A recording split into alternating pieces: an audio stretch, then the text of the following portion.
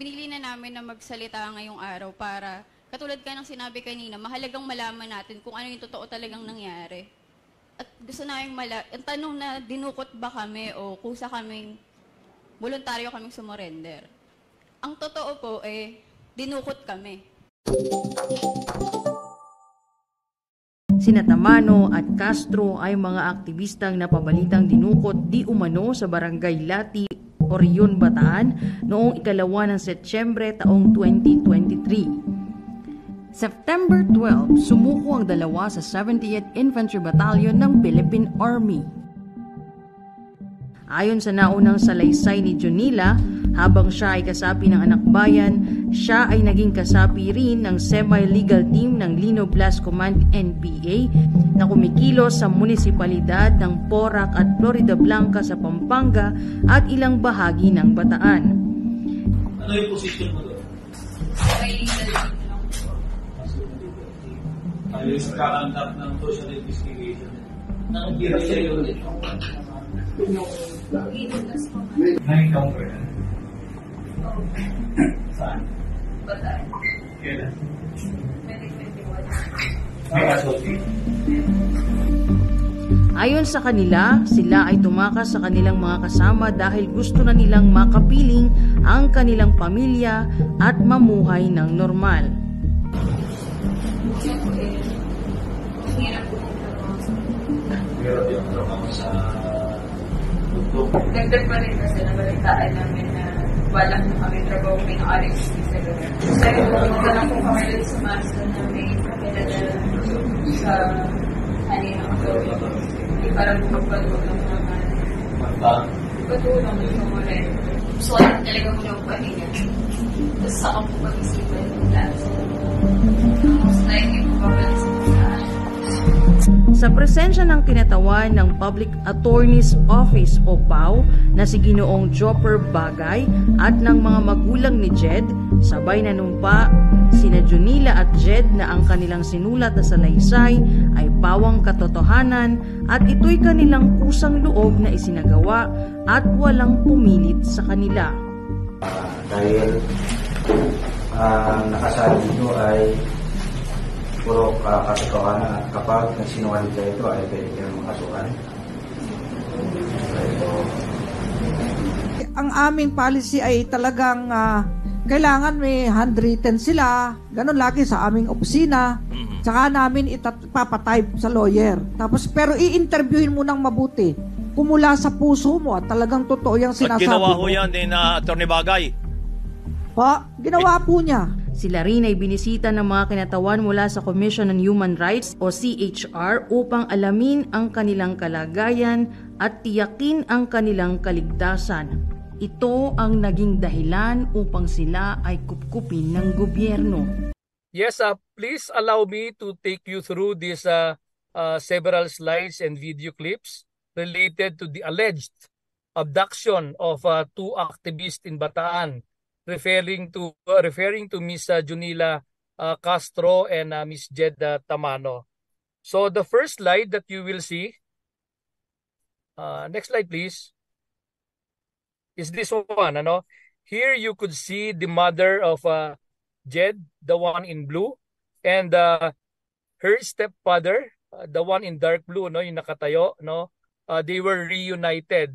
That was, I believe, on the 12th of September. While on the other side, ito pong si Junila Castro, kagaya po na nabanggit ko kanina, despite several calls to her parents, ay hindi po nagkaroon ng pagkakataon na salubungin yung pagbabalik po ng kanilang anak. So yan po ang kanilang when they were reunited with Jed's parents.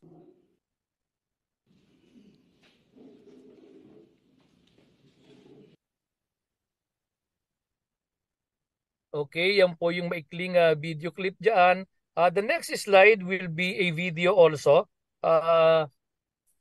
Ito yung nagpapakita ng admission of Junila as a member of one NPA command, particularly yung Lino Blast Command. And and that she figured in an encounter back in 2021. Panoorin po natin. Pumunta na po kami dun sa master na may kapilala sa ng authorities. Hindi para po magpatulong ng patulong ng sumulit. Talagang may plan na kayo talaga na mag-surrender. Dagdag pa rin kasi nabalitaan namin na wala kami trabaho ng RHP sa lugar. Okay, what this slide is telling us is that yun nga, there is an admission coming from Miss Junila Castro as a member of Lino Blast Command, and that she was relating that story that kasama siya doon po sa enkwentro sa well, hindi ko po na ano kung Bataan or Bulacan, ano, but that was in 2021. On the screen, you could see that the oath is being administered by the PAO lawyer, si Attorney Bagay po ng Region 3. And very important, in the presence po ng mga magulang ni Jed, ni Miss Jed ni Miss Jed Tamano, nasa likod po, no? So what is being shown here is that they were the affidavit was validated and voluntarily admitted, ano, yung mga statement doon by the two ladies in front of the PAO lawyer and the parents of Miss Jed Tamano. Okay, next slide. Dito po makikita natin yung representative from the Commission on Human Rights Region 3. Kinausap din po sila, no? Sila lang doon to check on the safety and well-being of Jed and Julina. So ito po yung pinapakita natin dito sa slide na to. All right, next is yung pong mga handwritten affidavits nung dalawang bata, and I would like to give emphasis on certain very important contents. Of first, yung pong written affidavit ni Jed Tamano. Meron pong dalawang pero yung isa transcribe lang, computer printed, but the contents are the same.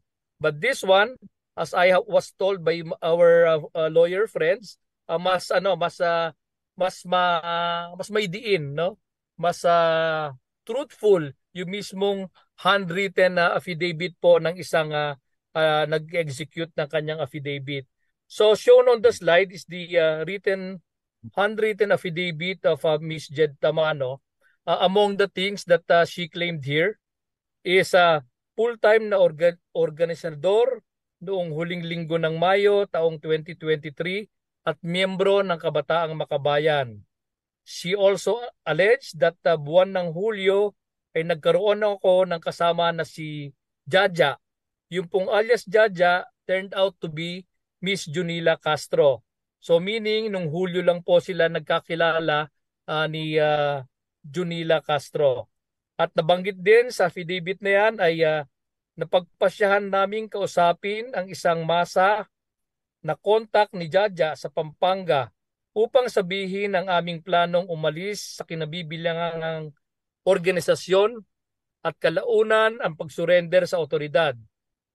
At ang mga binigay niyang rason dito ay panganib sa aming seguridad, personal na rason,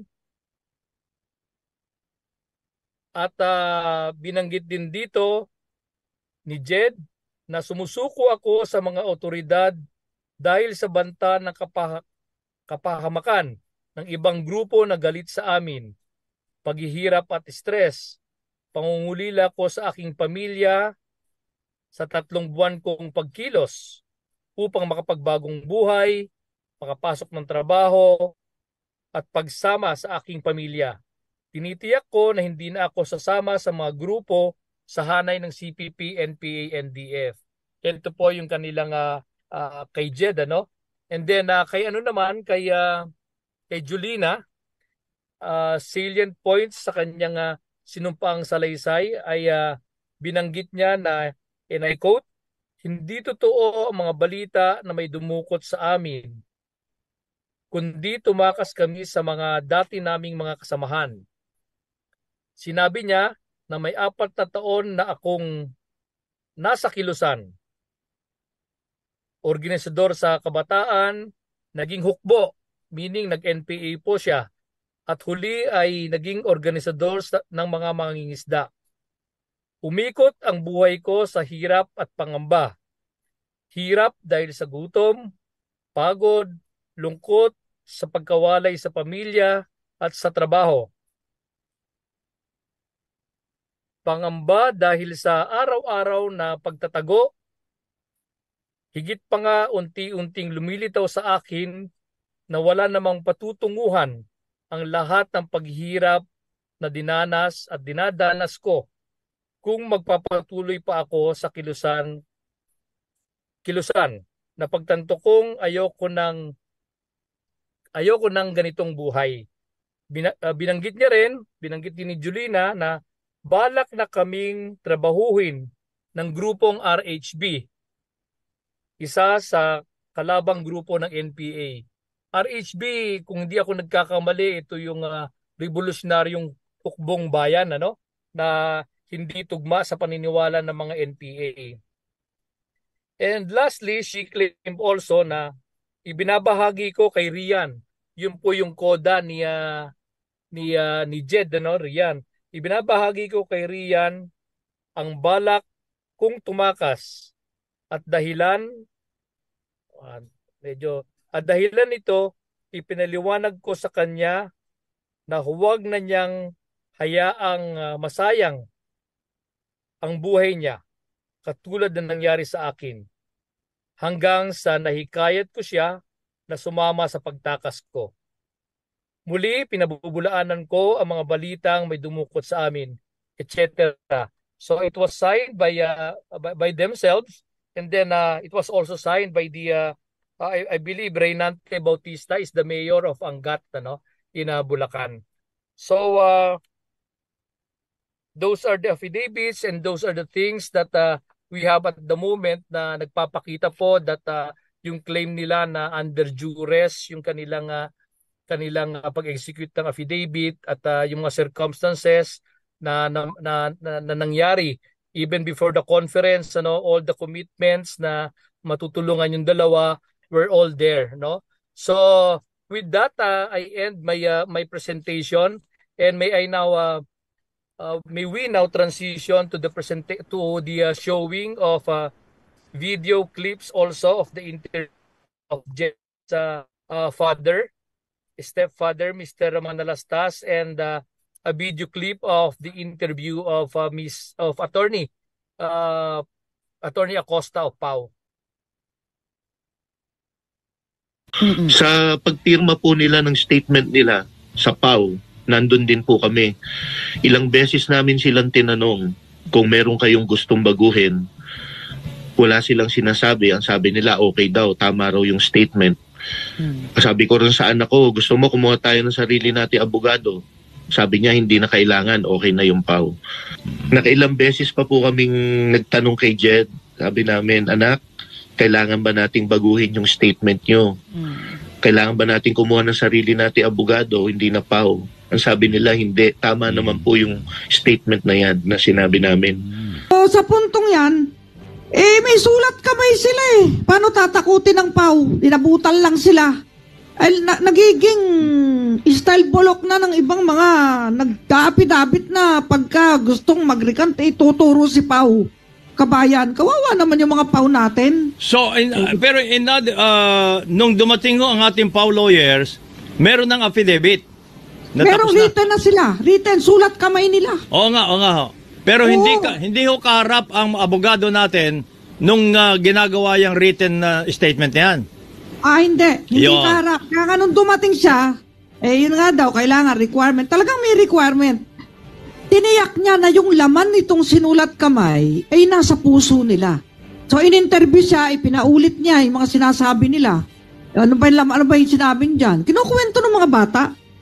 Kaya nga, ang pakiramdam namin itong mga batang ito ay may kinakatakutan na baka may gumanti sa kanila. Kaya ganyan nag-recant. Want to point out that yung nangyari po, it espouses three things. First, the demolition tactics of the CPP, NPA, NDF against the government, particularly the AFP, the NTF, LCAC, and all of its partner agencies. We can see that this is a grand scheme to hoodwink the government, who is only concerned with the welfare of our returning rebels. And second, it undermines the efforts of Task Force Balikloob and the integrity of our ECLIP program, or the Enhanced Comprehensive Local Integration Program. And finally, the ultimate goal of this is to impair the trust of the public's trust, no, to the government. Now, I want to discuss yung the immediate remedy that we can resort to given this injustice caused by Jonila and Jed Tamano. Well, we can file a criminal case for perjury. And I want to explain this further. As ruled by the Supreme Court, there are 4 elements of the crime of perjury. And one by one, we will dissect this kung paano po magfo-fall dito sa case nila Jonila and Jed. The first element of perjury is the accused made a statement under oath or executed an affidavit upon a material matter. Well, this is a very obvious element because the two ladies here, they executed a sinumpaang salaysay before a PAO officer, a PAO lawyer who is authorized under the law to receive and administer oaths. And yung sa sinumpaang salaysay nila mismo, they have a statement here, and I quote, "Matapos makapanumpa ng naaayon sa batas ay malaya at kusang loob na nagsasalaysay." And second, the second element, the statement or affidavit was made before a competent officer authorized to receive and administer oaths. PAO lawyers are empowered under RA 9406 to administer and receive oaths in the performance of the regular course of duty.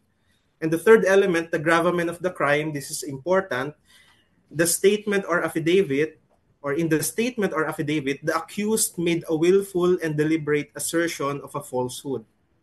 Yusek Torres earlier quoted some of the salient points of their handwritten affidavit. This time, let me quote the pertinent paragraphs where they expressly told and they expressly stated under oath that they were quote-unquote hinatid at sumuko sa mga otoridad. Let me quote first the statements made by Jed Tamano. In paragraph number 9 of her sinumpaang salaysay, she said, "Nakusang loob kaming sumuko sa mga otoridad dahil sa mga bantang kapahamakan at hirap na aming dinana sa aming trabaho bilang mga nag-oorganisa." And this is followed by paragraph 10 where she said, "Nakusang loob kaming sumuko sa mga otoridad at hindi kami dinukot o hinuli ng kahit sino man at alam po ng aking mga magulang kung nasaan po ako ngayon." And finally, she said here in the last paragraph na sa ngayon kami ay mananatili muna sa kustodiya ng 70th Infantry Battalion ng Philippine Army sa DRT Bulacan para sa aming seguridad. At habang pinoproseso ang mga dokumento namin bilang mga former rebels alinsunod sa Balikloob program ng pamahalaan. Meanwhile, under the sinumpaang salaysay of Jonila Castro, she said here under paragraph 19, September 12, 2023 ng umaga, hinatid kami ni Ate Bea. Itong si Ate Bea, ito yung person na kinontak nila na tutulong daw sa kanila to connect with the authorities. So she said here, hinatid kami ni Ate Bea sa pagkikitaan namin ng otoridad. Hindi na kami pinuntahan ng otoridad sa bahay ni Ate Bea dahil sa hiling niya na wag na doon mangyari ang pagkikita namin bilang pagprotekta sa kanyang seguridad.